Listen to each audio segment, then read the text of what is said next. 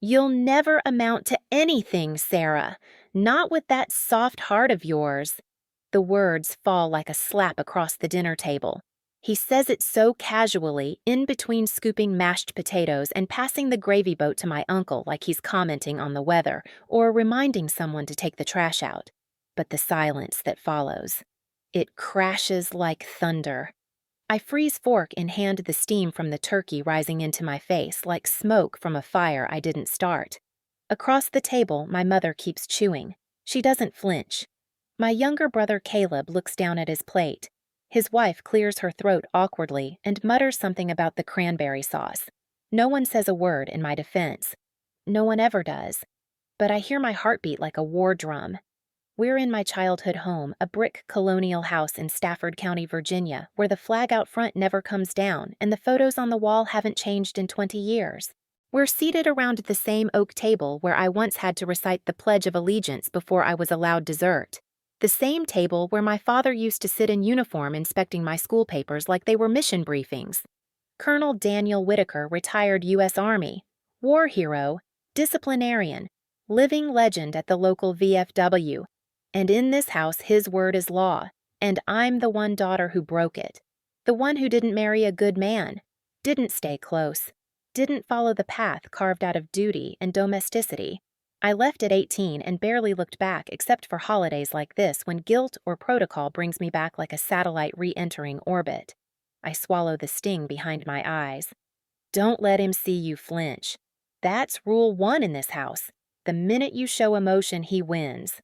I'm doing just fine, Dad, I say quietly, setting my fork down with surgical precision. Thanks for your concern. He chuckles low and bitter. 32, no husband, no house, no career path you can explain in under 10 words. I don't call that fine. I call that lost. I glance out the window. The sun is setting behind the tree line, casting long shadows across the grass. There's a sharp chill in the air tonight. November in Virginia always feels like it can't decide if it's fall or winter, just like I can't decide whether to scream or walk away.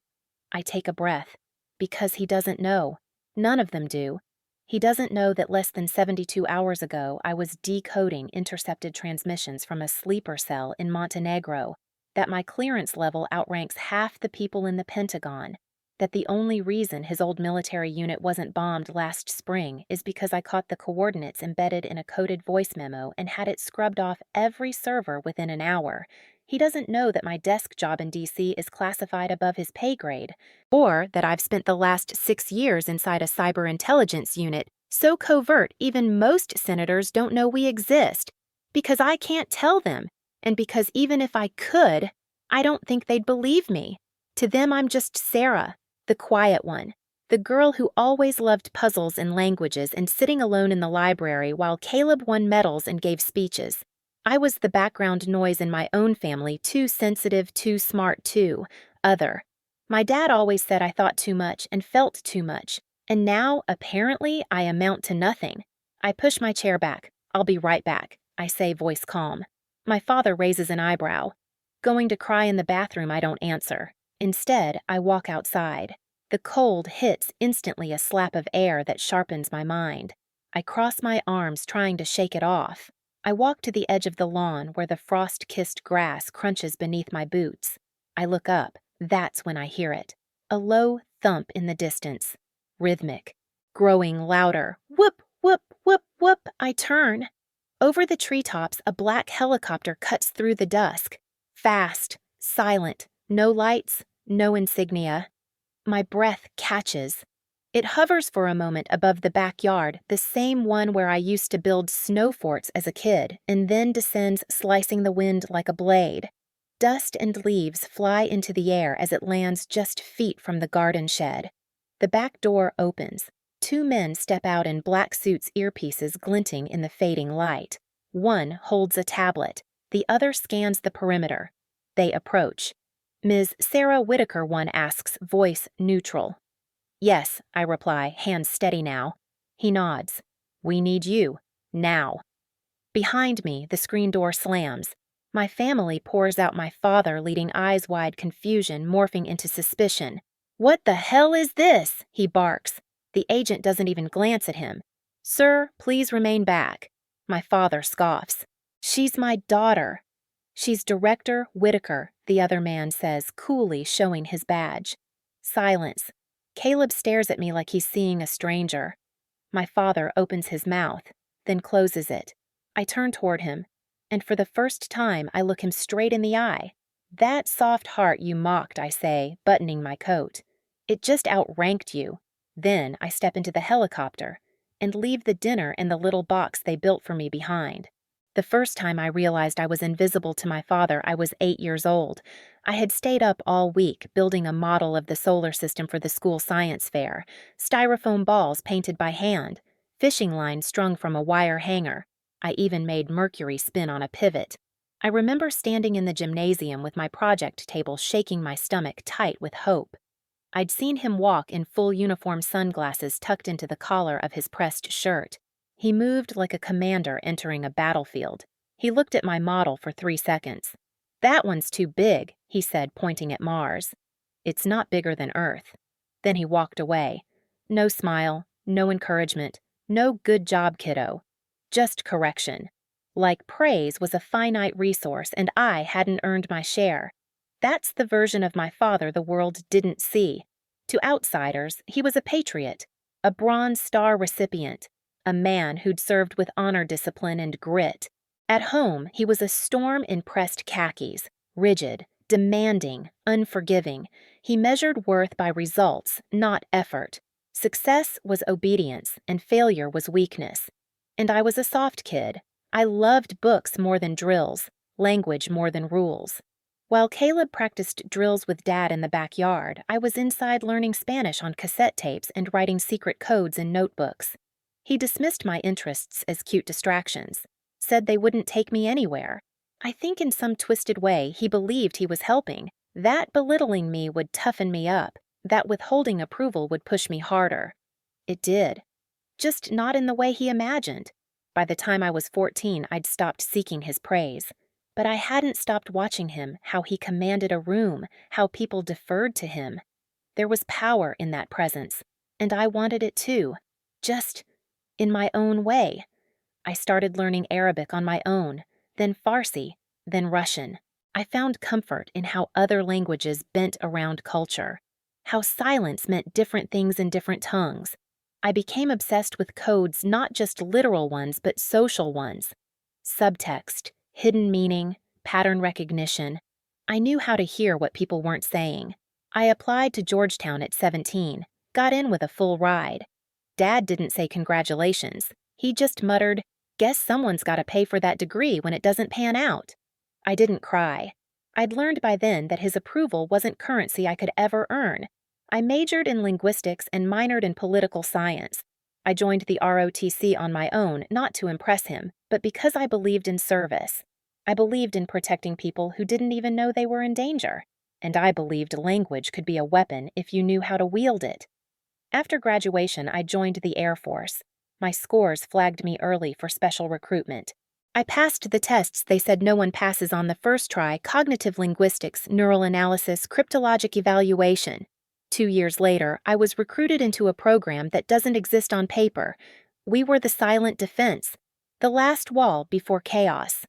Our job wasn't to pull triggers, it was to listen, to translate, to track the invisible. Threats don't always come in the form of missiles. Sometimes they come as code strings hidden in social posts, as audio frequencies in leaked propaganda, as garbled slang between operatives across continents. I was good at it. Too good, maybe. They moved me underground, stationed me in a division so classified I signed away my name for 5 years.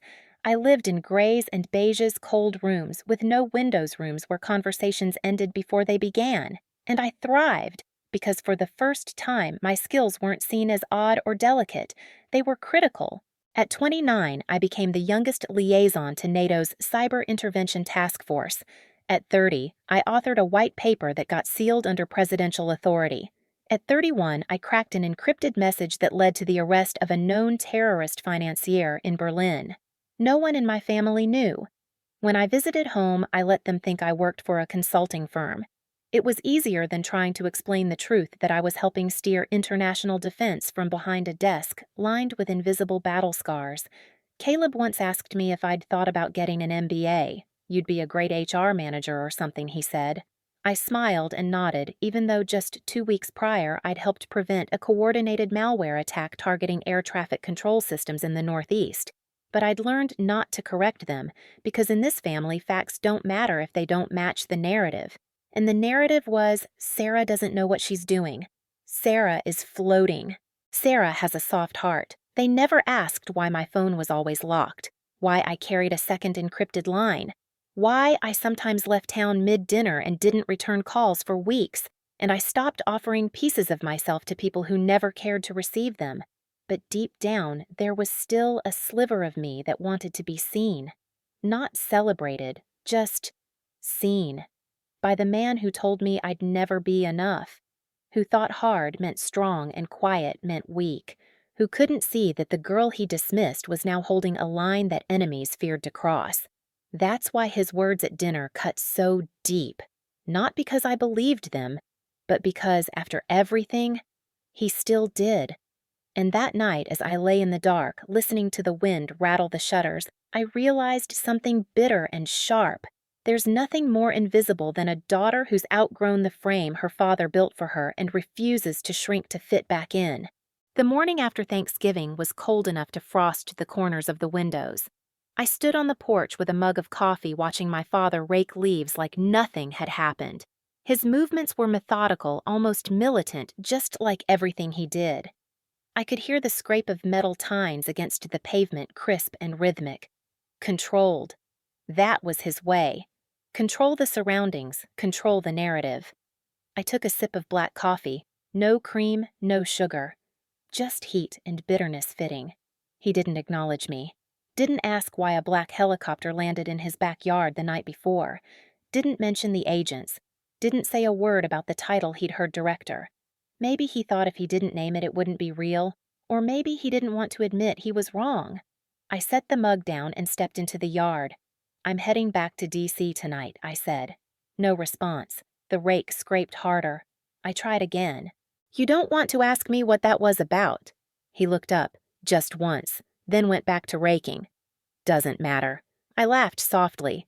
It doesn't. You're still not married. You've still got nothing to show for yourself. I outranked the Secretary of the Air Force in 2 classified capacities. Big deal.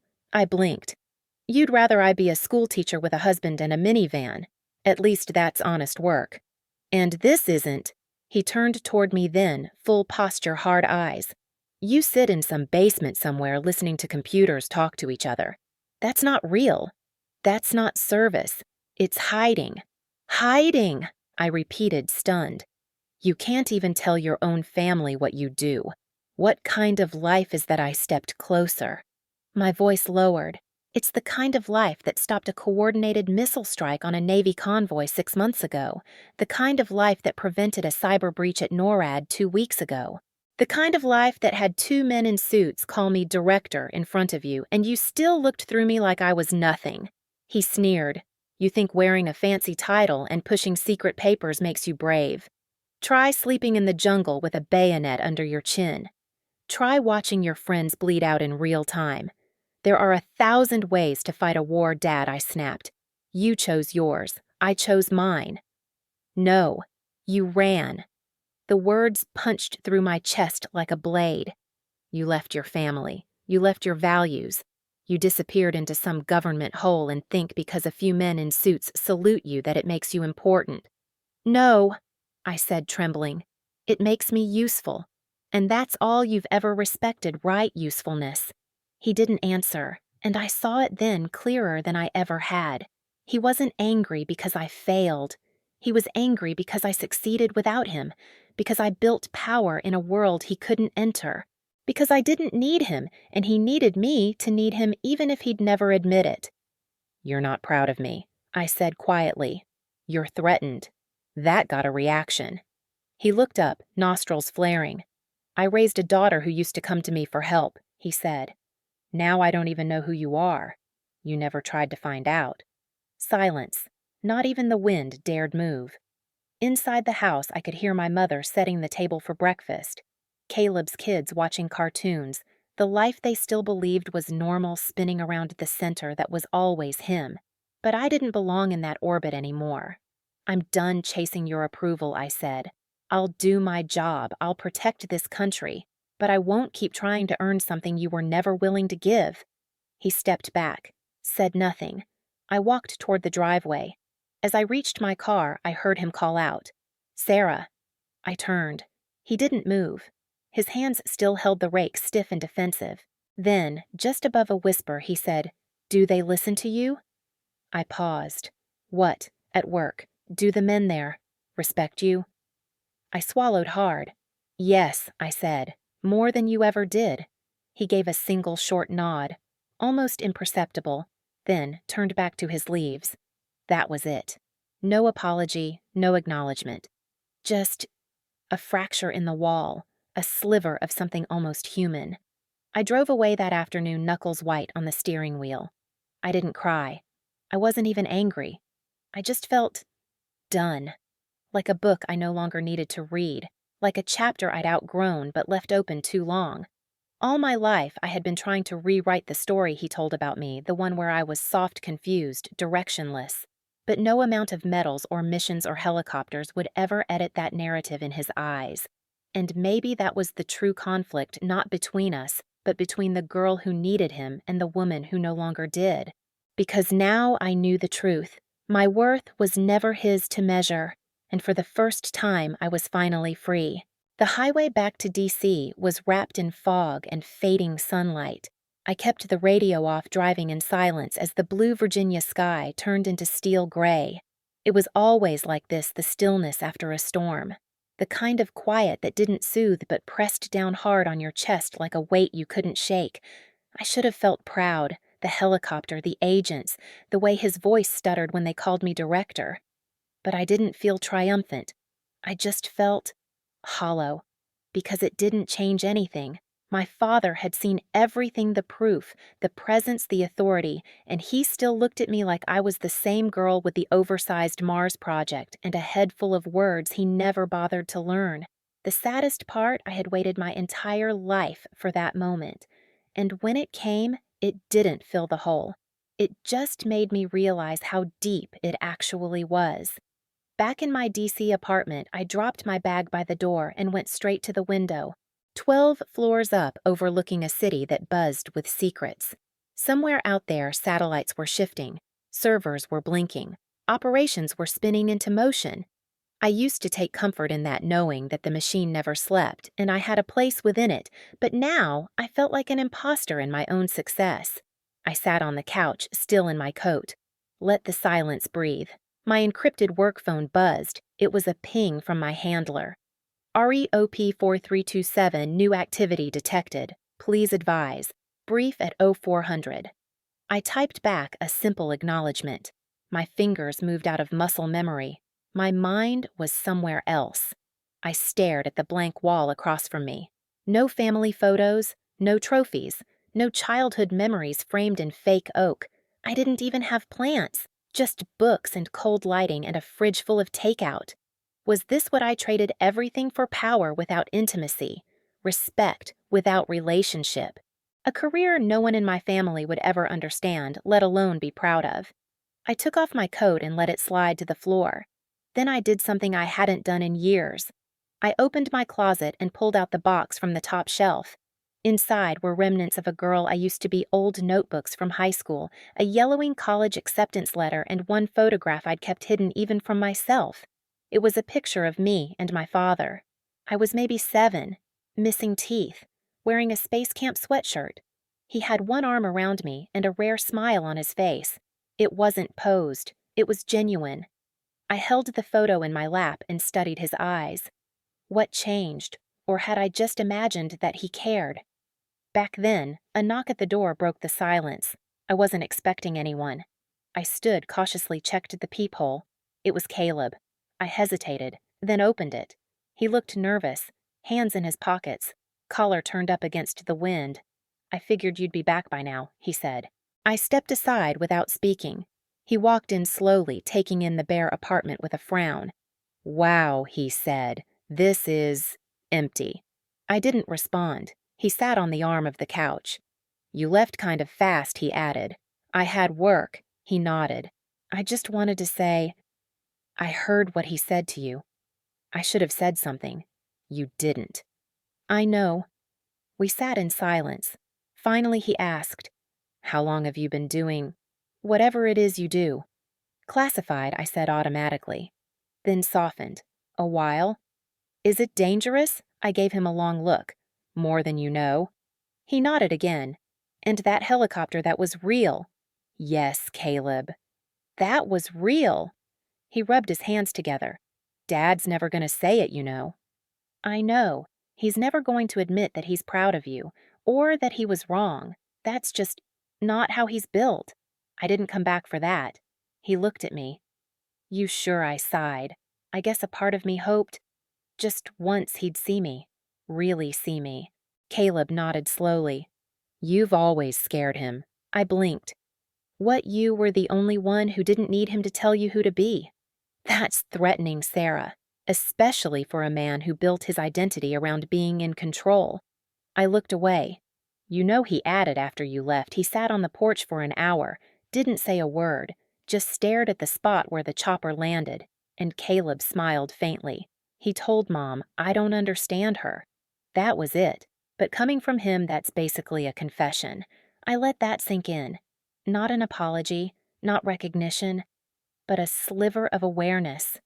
It wasn't enough, but maybe it was a start. Caleb stood. Anyway, I just thought you should know. He paused at the door. And for what it's worth, I've always been proud of you. I swallowed hard. Thanks. When he left, I stared at the door for a long time. Then I looked back at the photo in my hands. Same house, same man, same daughter. But the story had changed. Not because he told it differently, but because I no longer needed him to. The next morning, I woke up before the sun. Not because of habit, not because of a mission alert, but because something in me had shifted overnight. A clarity I hadn't felt in years. Not peace exactly, but direction. I made coffee, poured it into the same dull white mug I always used, and sat at my desk in the corner of the apartment. A slim laptop sat waiting one with secure access to a network most civilians would never know existed. I logged in. My retina scan was quick. The system greeted me with a muted chime. Welcome, Director Whitaker. For a moment, I just stared at those words. They weren't new. I'd held the title for over a year now. But today, I actually saw them. Not as armor or a mask, but as a reminder of the woman I'd built piece by piece out of silence and refusal. I started typing. Not a report. Not a briefing. A letter. Not to my father, I wasn't there yet, but to myself. Dear Sarah. He may never say it. He may never believe it. But that does not make it untrue. You are not weak for feeling. You are not invisible because he refuses to see you. You are not soft. You are steel under silence, and you do not owe anyone an explanation for how you carry power. It was the kind of letter I wish I could have read at 16, at 21, at 29 when I got the promotion and almost didn't tell anyone because I already knew the response. I folded it and put it in the back of my notebook. Maybe one day I'd give it to someone else, a younger agent, a daughter, a niece. Someone who needed it more than I did now. Then I turned to the mission log. There was work to do, always was. I briefed with my team at 0400. By 0700, we were cross-checking anomalous traffic coming out of a private node in Jakarta. By noon, we'd traced a potential breach to a communications proxy in Slovakia. The work grounded me. Because here inside these walls, behind these screens, my worth wasn't questioned. My voice carried. My instincts mattered, and every decision I made shaped real outcomes. Not dinners, not opinions, not legacy, lives. But it still lingered. That ache.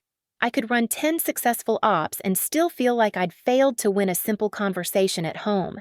So I made a plan. Not a mission, a personal strategy. Step 1, stop shrinking. I'd let them define me by absence, by what I didn't say. Didn't share, didn't correct. I thought keeping quiet would make it easier.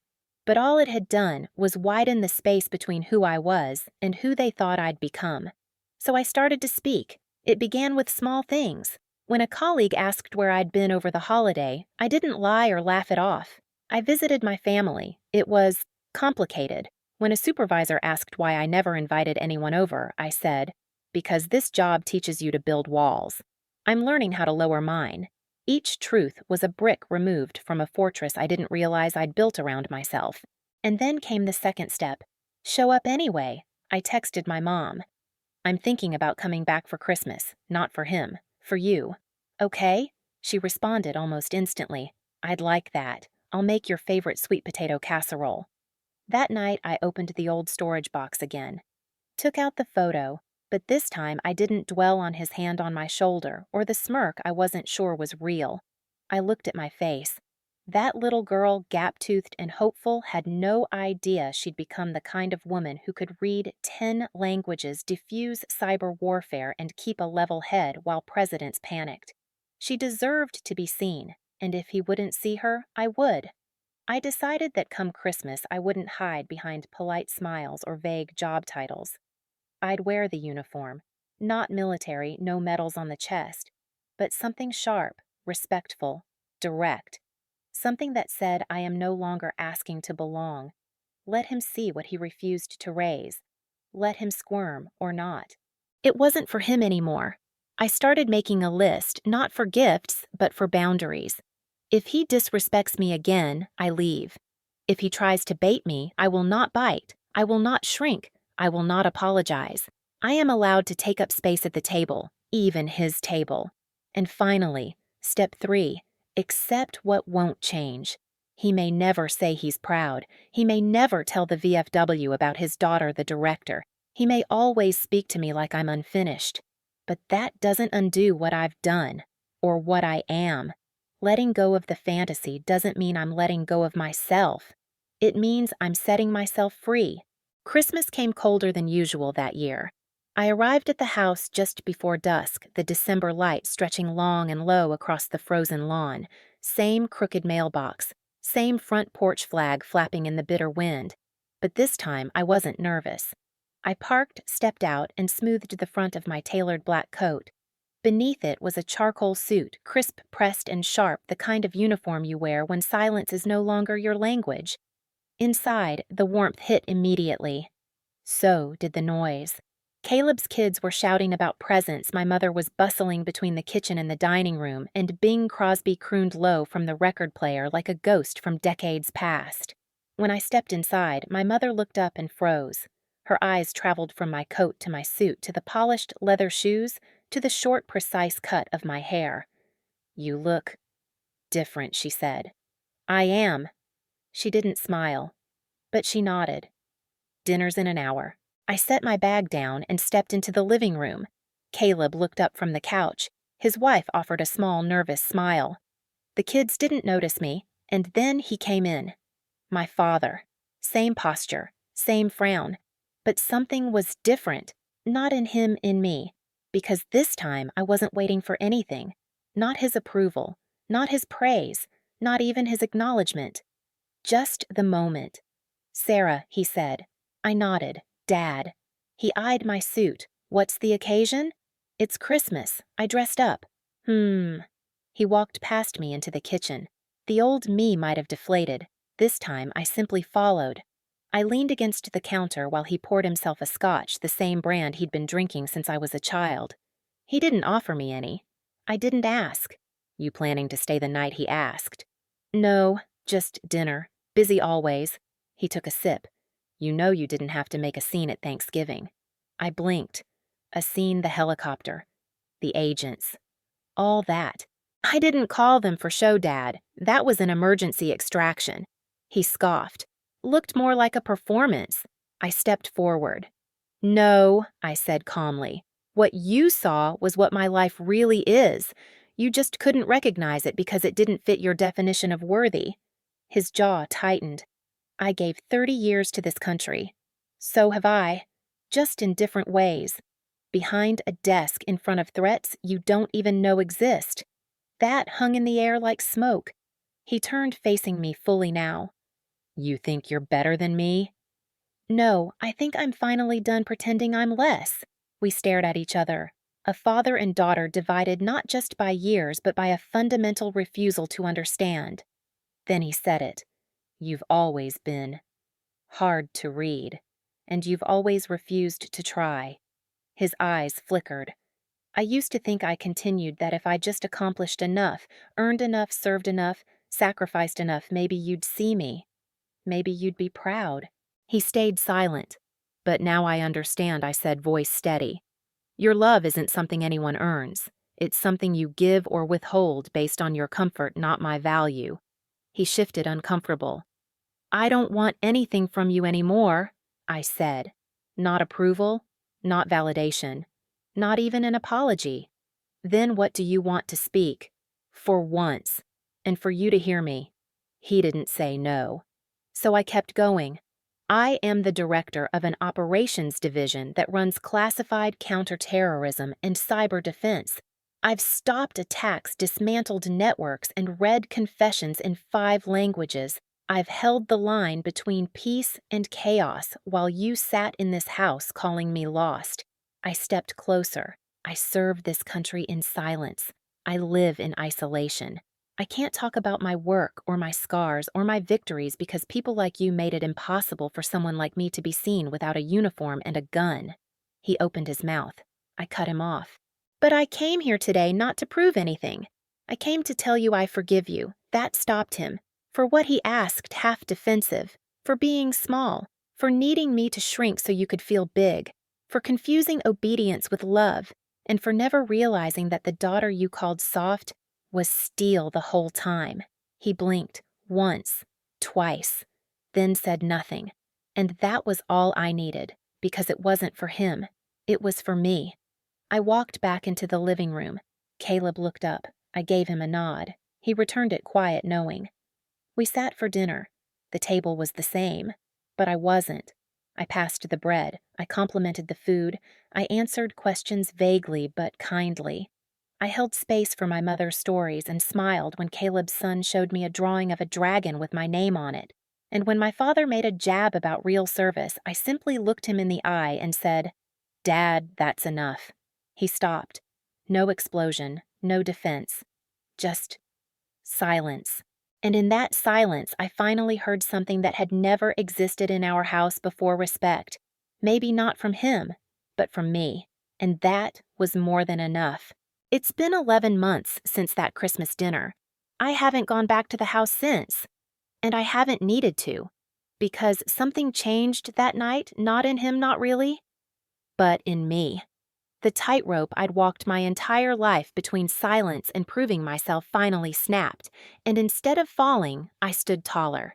The agency asked me to take a teaching rotation at Langley this spring, a temporary post mentoring a new generation of linguists and threat analysts. I said yes, not because I needed the break, but because I knew it was time to pass something down that wasn't pain or perfectionism. My students are sharp, restless, curious in the best way. And when they ask me what it takes to last in this field, I don't talk about accolades or clearance levels. I tell them you need to know who you are before the world tries to tell you who you're not, because for a long time I didn't. I let my father and people like him draw the edges of my identity in ink I thought I couldn't erase. But the truth is, we are not just the product of who raises us. We are the product of who we choose to become once we realize they were wrong. I still get calls in the middle of the night, still speak in code, still meet in unmarked rooms, still guard the kinds of secrets that make or break the world while most people are asleep. But the difference now, I don't carry it alone. I've built a small circle people who see me not just for what I do, but who I am beneath the clearances and protocols. I even told one of them Maya the full Thanksgiving story, helicopter and all. She laughed, then said, "Remind me never to underestimate you." I smiled. You wouldn't be the first. Sometimes I wonder if he tells anyone. My father, I wonder if at the VFW hall or during coffee with his war buddies he ever says my daughter runs things in Washington, or if he just keeps it locked away, another classified file he can't bring himself to open. I used to crave that kind of acknowledgement, imagined him introducing me with pride in his voice, like those old military dads who polish their daughters' achievements like medals. But now, I'm okay never hearing it, because the truth is, his silence no longer holds power over me, and his voice no longer defines the chapters I write for myself. Last week, I got a package in the mail, no return address, just a simple brown box. Inside was an old photo, the same one I'd found in my closet, me missing Teeth Space Camp sweatshirt, grinning like the world had already let me in. But this version was framed. Taped to the back was a note, sloppy handwriting, 4 words, she did it anyway. No signature. But I didn't need one. I sat with that photo in my lap for a long time. Maybe it was his way of saying sorry. Or maybe it was his way of finally seeing me. But the beauty is, it didn't matter. Because I had already seen myself. I still wear the suit, not every day. But when I walk into those white conference rooms, when I brief the Pentagon, when I oversee operations that ripple across oceans, I wear it not just for authority, but as a quiet reminder. I belong. Even when they said I didn't. Even when they laughed. Even when they whispered behind my back or doubted my choices or called me soft. I am not soft.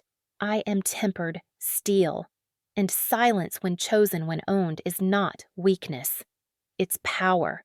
So now when I return home, not to his house but to my own, I take off the armor.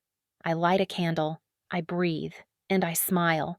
Because the little girl who once begged to be seen, she's not waiting anymore. She's already arrived, and the world is watching. Quietly, respectfully, like they should have all along.